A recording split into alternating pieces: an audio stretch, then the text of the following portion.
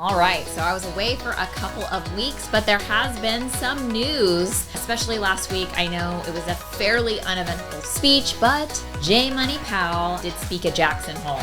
The one thing that I got out of the speech was that he said, "We're navigating by the stars under cloudy skies." Now, that's how he described the current challenges of monetary policy. So, great analogy, but I think he's leaving out a key piece of information, and that's that we have more modern tools at our disposal. If you're flying an airplane and you can fly through cloudy skies, how do you do that? Well, with GPS. So, Jerome Powell has more tools at his disposal. So I think this analogy of navigating by the stars in cloudy skies without GPS is fairly inaccurate, and it's more of a choice than anything. One of the things that I wanted to focus on today, since that Jackson Hole speech was so kind of unimportant, is a guy named Dr. Brent Ambrose from Penn State. Basically, in 2016, he was frustrated by the lack of attention being paid to the terrible lag in the shelter component, which I've talked about, which we all know by now. He created a new inflation index that he calls the Penn State Alternative Inflation Index. Now, basically, what his paper says, let me refer to this paper. It's called the Housing Rents and Inflation Rates. And basically, the paper really focuses on how badly the lag from housing impacts CPI and PCE readings. So, like I said, we all know about this by now, that it tends to lag 7 to 12 months. So basically, this paper sort of corrects that. There are some complicated indexes that he uses to showcase this, but I'm going to tell you about this as best as I possibly can here today. Basically, what he's alluding to is that, in general, during economic expansion, inflation is understated. And during economic slowdowns, inflation is overstated. So guess where we're at in the cycle right now? Basically, inflation is being overstated at this point in time. So let me just read you a little blurb here from the paper that is relevant to what we're talking about. The puzzle is that official inflation rates did not respond to monetary policy as many policymakers expected despite its unprecedented scale. However, we show that inflation rates based on the alternative housing rent measure did exhibit the expected response to the change in monetary policy.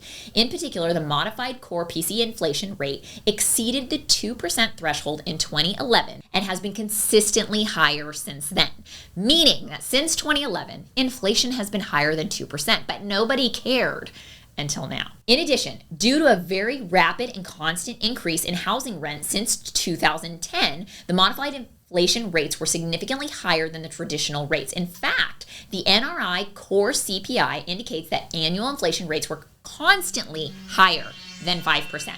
So basically, from 2011 to now, or 2020-ish, inflation was already above 5%. And like I said, nobody cared until now that the Fed is fighting its biggest inflation battle in 40 years. So he goes on to say variations in housing rent measurement causes differences in both directions depending on the business cycle. Therefore, the major issues are underestimated: volatility and significant lags in the official rent measure. So that's why I'm saying in times of economic expansion, inflation's understated, and in times of economic slowdowns, it's overstated. So there is this graph. It's very complicated. In fact, the paper is way above my pay grade. It's very sophisticated, but it did focus a lot on housing and how it causes a lag in inflation. So basically, if you look at his graph, he shows that the new Penn State CPI index shows that the inflation rate in the U.S. for June of 2023 declined to negative 1.137 from the revised rate of May, negative 0.298. This is the lowest since November of 2009's revised rate of negative 1.502. So we have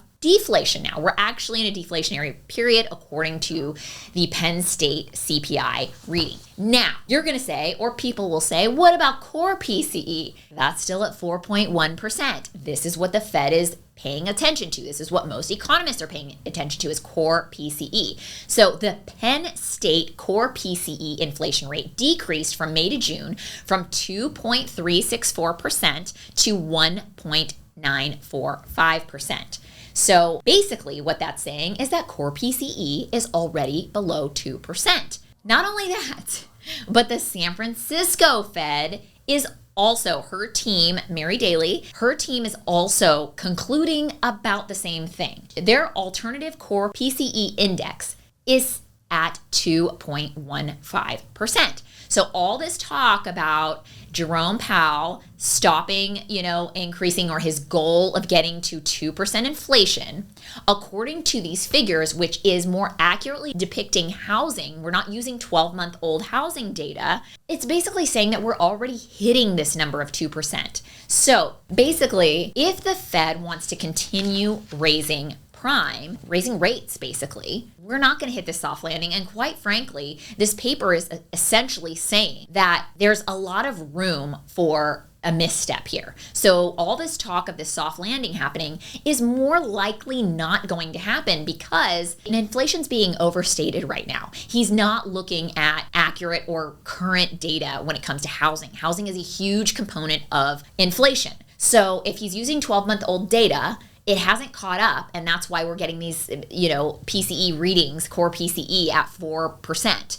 This is the issue that we're facing, and as usual, the Fed will more than likely overcorrect. They undercorrect, inflation got out of control, and now they're overcorrecting to get inflation under control, which is what pretty much gets us to this crash landing that we might be having. Now, it might not be as horrible and horrific, but I don't think it's going to be as light and soft and fluffy as they're talking about. So what is on the horizon for this week? And then I will talk to you about what does financing look like in our industry today. So this week, we are going to have labor reading on Friday, and we are also get ready for another resilient jobs report.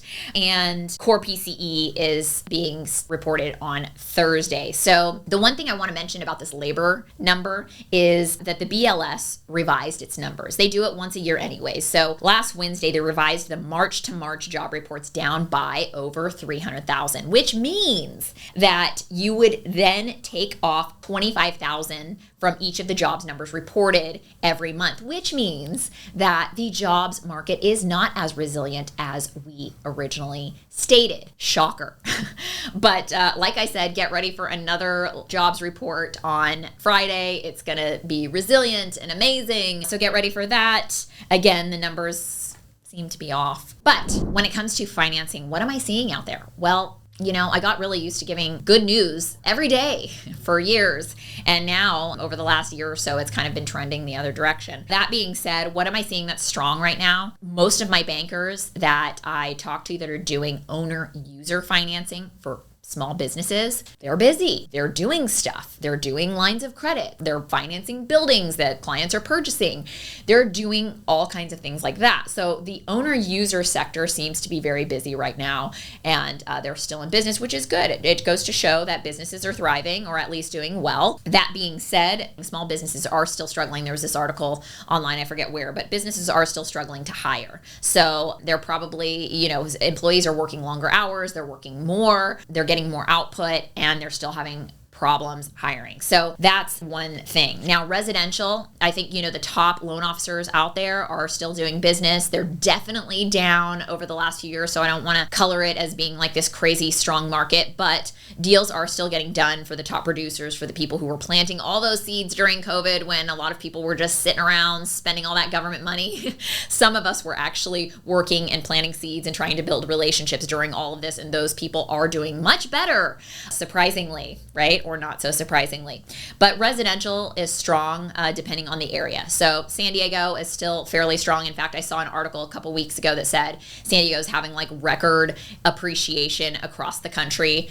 No surprise. That's no surprise. I've always said that I think we've been underpriced, especially compared to other parts of California. But there's other parts of the country that are also really strong right now. I'm hearing from, some real estate investors and people who are still investing in 1 to 4 units across the country and out of state and whatnot. So it is just depending on the area. But I will say I did read there are 49% fewer investor purchases as of Q1 of 2023. So that just goes to show you the decline that I think we're all feeling, but just to give you the data. The other thing is the CBRE Lending Momentum Index is down 52.2% year over year in Q2. So that pretty much outlines or showcases the fact that lending is tougher. Not as many people are getting loans. We all knew that, but it's nice to put a data point to it. And according to this CBRE index, it's down 52.2% year over year, which is quite a lot. Now, the thing is, the other challenges that people are facing is obviously that mortgage rates being higher are making it hard for people to refinance out of their loans. A lot of people might have to come into closing with cash, especially if they had just financed the deal, their properties, or purchased the properties within the last few years. So they may be facing floating rates or something like that. Hopefully you don't have a balloon. This is a time when you realize that having a balloon can be significantly detrimental to you as an investor or an owner. So that is one of the things that we've kind of highlighted for our clients in financing over the last many years, because this is not my first cycle. I've been through it, and this is something that really comes to bite you in times like this. The other thing is multifamily is doing slightly better in terms of vacancy and even financing, but there's still a lack of liquidity and high rates that are impacting supply, meaning new construction of units. Don't get me wrong, people are still building. I have been hammered on that point, although I know that construction is tough. I've talked to a lot of developers who are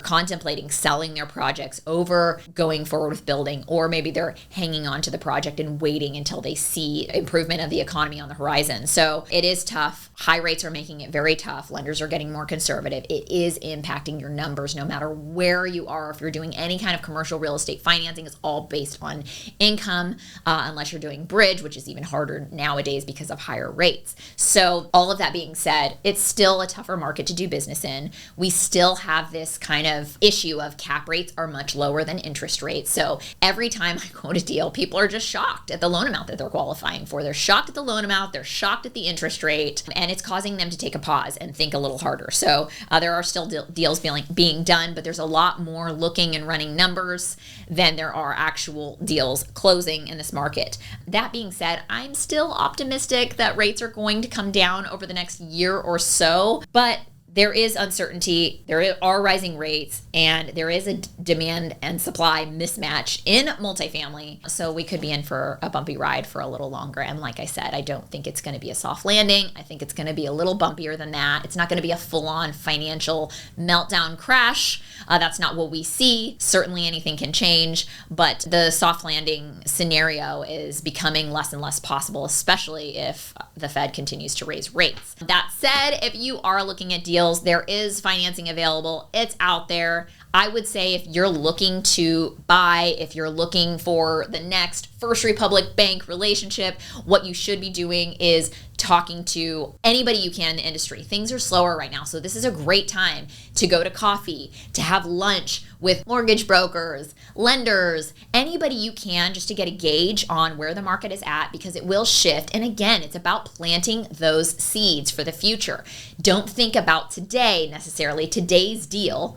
That might not happen. But that deal next year, for all those seeds that you're planting now, could result in deals. That is the name of the game. And once again, hopefully you have invested your money and you've got enough cash flow from your investments to get you through this time so that you can have the time to plant those seeds for future deals. Have a great week, everybody. And once again, thank you so much for all of your support. I really do appreciate it. I hope you enjoy all the financial information I've been providing you every week. This economy is providing us with so much to report on the economy. So I will see you next week.